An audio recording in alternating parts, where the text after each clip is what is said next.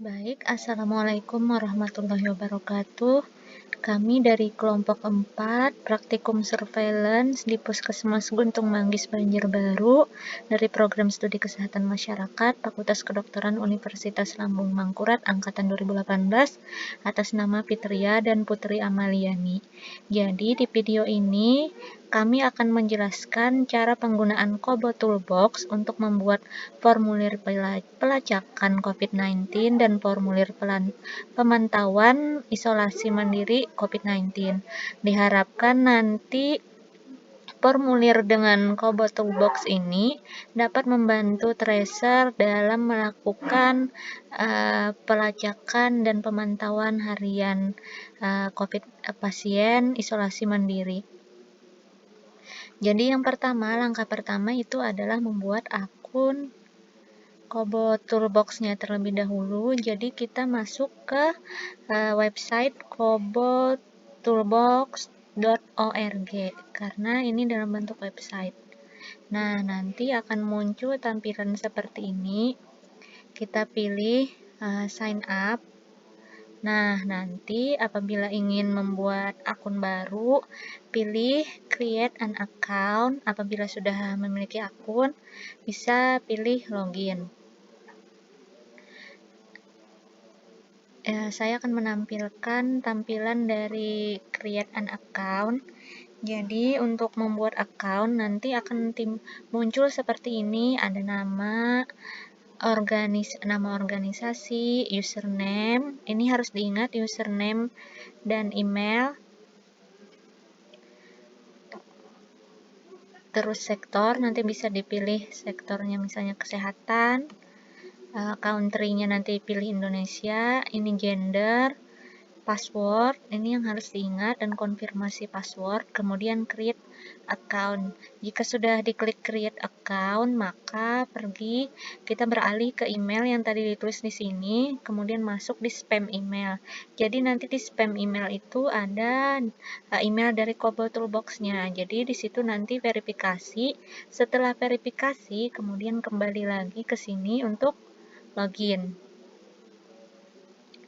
Nah, saya akan langsung login. Nah, jika sudah login, maka tampilannya akan seperti ini. Nah, di bagian project ini akan muncul formulir-formulir, daftar formulir yang sudah kita buat. Apabila belum pernah membuat formulir, maka tampilan di sini akan kosong. Yang pertama yang harus kita lakukan adalah membuat formulirnya. Bagaimana cara membuat formulir yang baru? Yaitu dengan memilih new ini. Klik new. Di sini banyak sekali pilihan. Ada build from scratch. Jadi ini langsung membuat di website. Use a template. Ini memakai template. Nanti ada templatenya. Ini upload pakai XLS form. Ini atau pakai Excel. Jadi nanti bisa bikin pertanyaan-pertanyaan formnya di Excel beserta pilihan-pilihan jawabannya. Nanti bisa diupload di sini. Jadi langsung terbaca. Kemudian ini pakai link XLS form. Yang lebih mudah itu untuk pemula lebih baik untuk membuat langsung di sini from scratch. Kita coba. Jadi misalnya di sini kita tulis form pelacakan. Ini untuk nama projectnya pelacakan COVID-19. Subjeknya misalnya di sini diisi nama form pelacakan COVID-19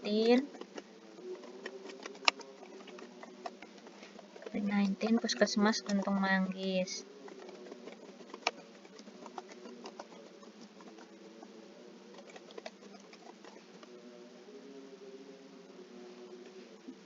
Di sini sektornya bisa dipilih, kita pilih health service atau public health. Country-nya kita pilih Indonesia.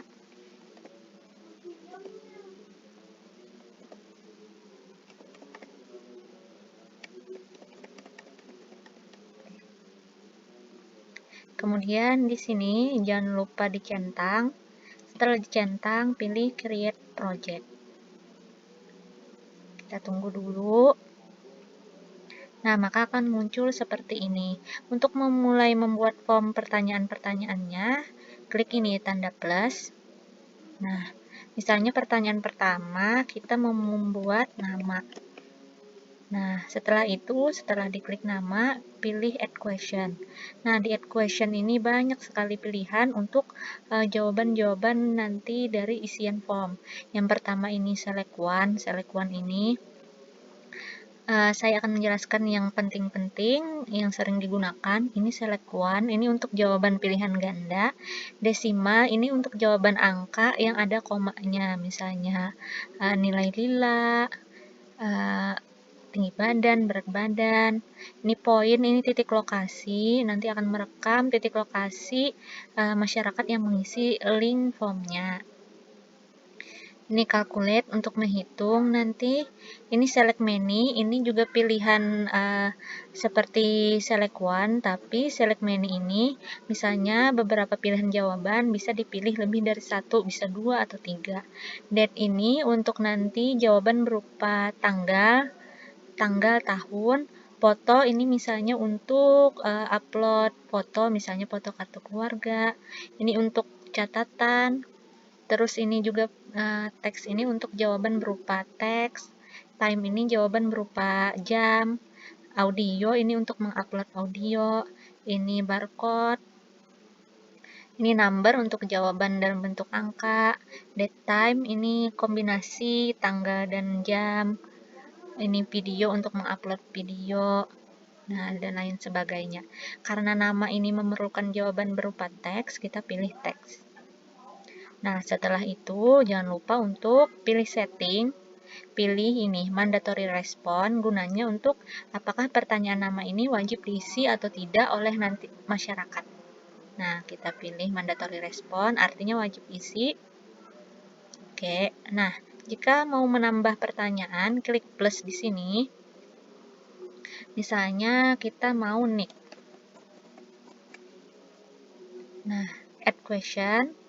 Kemudian ini kan jawabannya berupa angka, kita pilih number. Nah, di sini ada beberapa menu-menu selain setting. Ini delete, jadi nanti misalnya kita rasa pertanyaannya ini salah atau tidak perlu, kita hapus. Ini untuk mengcopy, nah misalnya kita duplicate. Nah, sama kan jadinya jawabannya.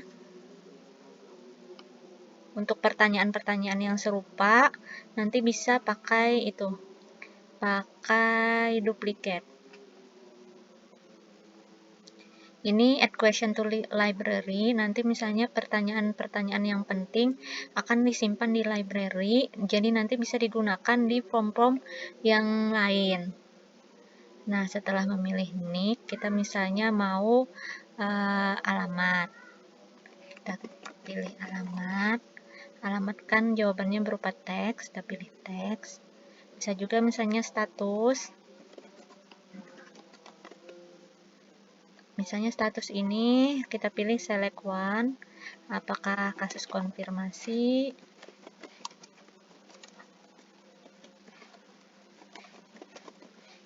apakah probable, atau kontak erat misalnya.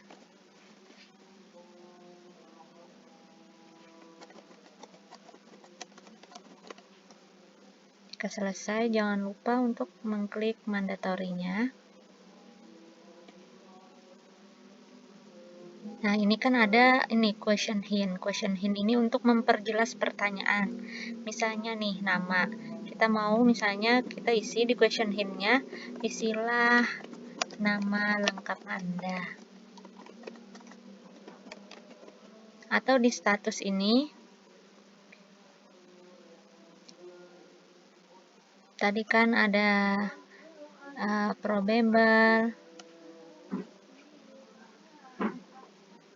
ada probable, kontak erat, kasus konfirmasi. Nah, untuk penjelasan dari pilihan jawaban itu, kita bisa tulis di question hint ini, apa itu kasus konfirmasi, apa itu probable, dan apa itu kontak erat. Misalnya kita mau memasukkan titik lokasi. Pertama, kita misalnya pertanyaannya alamat lengkap.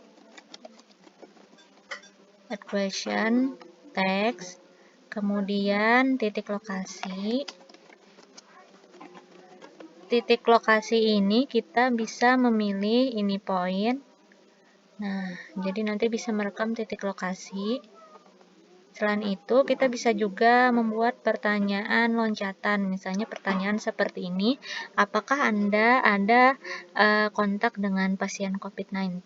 Jika dia memilih ya, maka akan muncul pertanyaan lanjutan. Misalnya nama dari pasien tersebut, alamat, dan nomor telepon. Dan apabila dia memilih tidak, maka tidak akan muncul pertanyaan lanjutan. Bagaimana caranya? Saya akan ajarkan sebagai berikut. Kita klik plus di sini. Kita buat pertanyaannya, misalnya, apakah Anda pernah kontak dengan kasus konfirmasi COVID-19?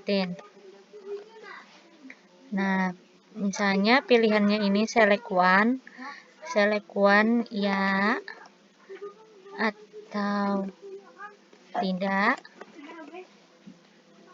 Kemudian kita buat pertanyaan lanjutannya, misalnya nama, alamat,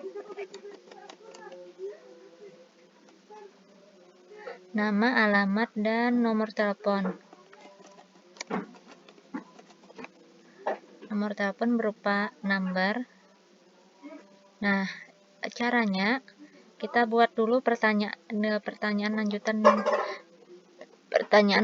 yang pertama. Misalnya kan ini di nama ini, kita pilih mandatory responnya, kita klik yes dulu. Kemudian kita klik skip logic ini. Setelah skip logic, pilih add condition. Nah, setelah itu di sini select question from list. Kita pilih pertanyaannya. Kan tadi yang kita perlukan jawaban di sini. Apakah Anda pernah kontak dengan kasus konfirmasi COVID-19? Kita pilih di sini. Nah, di sini pilih ya. Karena jika milih ya, akan pertanyaan nama ini muncul. Nah, kemudian kita close. Kita buat seperti itu juga di pertanyaan alamat ini. Kita klik mandatory responnya, skip logic, add a question, select question from listnya, pilih apakah pernah kontak dengan kasus COVID-19. Di sininya pilih ya. Ulangi juga di nomor telepon ini, pilih mandatory responnya yes, skip logic, add a condition, select from list, ini apakah pernah kontak, ya. Nah, jangan lupa untuk klik save di kanan atas. Setelah itu, untuk memeriksa bagaimana bentuk dari form kita klik di preview form ini. Kita lihat.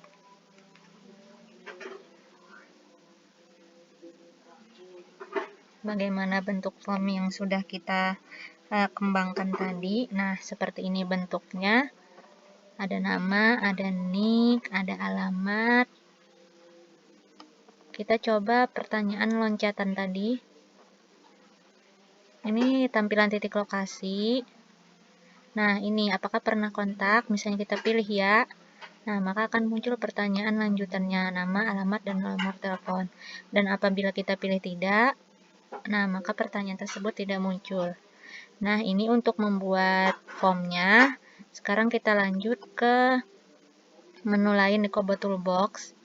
Misalnya kita ini mau melihat hasil dari data yang terekam oleh formulir yang sudah kita bagikan.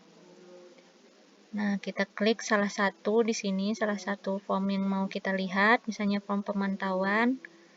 Di sini kita lihat ada menu, berbagai menu, ada summary. Ini untuk ringkasan dari form yang kita buat, kapan kita membuat, total yang mengisi. Kemudian di form ini kita klik Form ini nanti fungsinya untuk men-share link, bisa juga mengedit, bisa juga melihat review seperti yang tadi. Kemudian di data, menu data, ini ada beberapa pilihan. Di sini ada table. Yang sekarang ini adalah tampilan dari table. Di sini akan terlihat gabungan seluruh data yang terekam. Salah satu kelebihannya, misalnya kita di sini ada nama ini. Misalnya kita hanya mau melihat satu orang, kita bisa klik di sini namanya di search ini, maka nanti akan muncul data sesuai nama yang kita tulis. Apabila mau melihat jawaban per individu, kita tinggal klik open di nama yang mau kita lihat jawabannya, lihat datanya. Nah, seperti ini. Nah, ini tampilannya untuk data per individu. Kemudian untuk report ini menampilkan kayak ringkasan dari data-data yang kita dapatkan. Misalnya ini jenis kelamin, berapa persen yang laki-laki, berapa persen yang perempuan, dan lain sebagainya. Terus galeri, kan kita misalnya mau membuat upload foto kartu keluarga. Nah, nanti foto kartu keluarganya itu akan terekam di galeri ini. Kemudian download ini fungsinya untuk nanti mendownload hasil data yang terekam ke bentuk Excel, dan maps ini untuk melihat titik lokasi dari masyarakat yang mengisi. Nah, ini kelihatan titik lokasinya di mana saja masyarakat tersebut lokasinya. Kemudian untuk cara men-share linknya, itu kita pilih di menu form ini. Nah, nanti misalnya formnya baru pertama kali kita buat, di sini tulisannya itu hanya deploy. Tapi karena ini sudah form pernah saya buat dan saya edit, maka di redeploy. Dan ingat, apabila setiap kita mengedit kemudian mau men-share ulang linknya, harus di redeploy, karena apabila tidak di redeploy, bentuknya masih sama seperti yang sebelum diedit. Kita redeploy dulu, klik OK. Nah, setelah OK, di sini ada banyak pilihan untuk share-nya. Bisa online, offline, multiple submission. Ini online only, multiple submission. Biasanya menggunakan ini. Fungsi dari multiple submission ini bisa berkali-kali satu orang itu mengisi linknya. Ini berguna misalnya tracer mau mengisi form pemantauan harian. Jadi satu tracer bisa mengisi banyak sesuai pasien yang dia isi. Kemudian apabila single, satu orang hanya bisa mau mengisi satu link. Nah, setelah misalnya kita pilih online only multiple, kita klik, kemudian klik copy di sini, dan paste misalnya di WA ataupun di mana untuk kita men-share linknya. Kemudian selanjutnya, untuk cara mendownload data yang sudah terekam, kita klik di menu data ini, pilih download. Nah, kemudian pilih ekspor. Nanti akan ada processing di bawah ini untuk proses ekspornya menjadi data Excel. Setelah selesai, klik download. Nah, maka akan terdownload, kemudian kita open. Nah, ini bentuk data Excel-nya. Untuk datanya bisa disesuaikan untuk yang data-data yang tidak perlu, misalnya seperti ini, tanggal kapan mengisi dan tanggal selesai mengisi, misalnya ini bisa kita delete. Jadi kita sisakan sheet-sheet yang sesuai, kolom-kolom yang sesuai dengan apa yang kita perlukan. Kemudian untuk misalnya nih form pemantauan harian, kita mau mengedit, misalnya kan pemantauan harian ada sampai 10 hari. Jadi hari pertama misalnya kita mengisi pakai link, hari kedua tidak perlu mengisi link lagi, karena jika mengisi menggunakan link maka akan terjadi double data. Jadi sebaiknya kita edit saja di sini. cara mengeditnya itu pilih jadi tracer nanti untuk hari kedua seterusnya itu hanya menanyakan lewat WA, misalnya hari ini ibu gejalanya apa, misalnya disebut ibunya menjawab demam, maka kita edit di sini tanda pensil.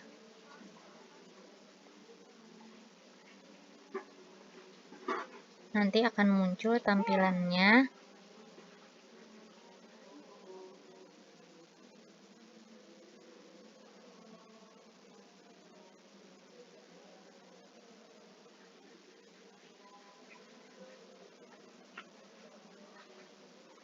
Nah, kita isi hari yang kita follow up, misalnya hari ketiga demam, kita pilih D misalnya untuk kodenya.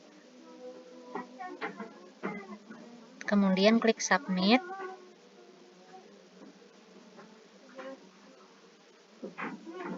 Mungkin ini ada terjadi kesalahan. Jadi nanti jika sudah benar, setelah disubmit akan terekam di sini otomatis. Jadi tidak perlu mengisi link secara berulang. Mungkin sekian tutorial membuat Kobo form menggunakan Kobo Toolbox dari kami. Semoga dapat bermanfaat, semoga dapat dipahami, dan kiranya semoga dapat mempermudah, membantu dalam proses penginputan data pelacakan COVID-19 dan pemantauan harian. Salah hilap dari kami mohon dimaafkan. Wassalamualaikum warahmatullahi wabarakatuh.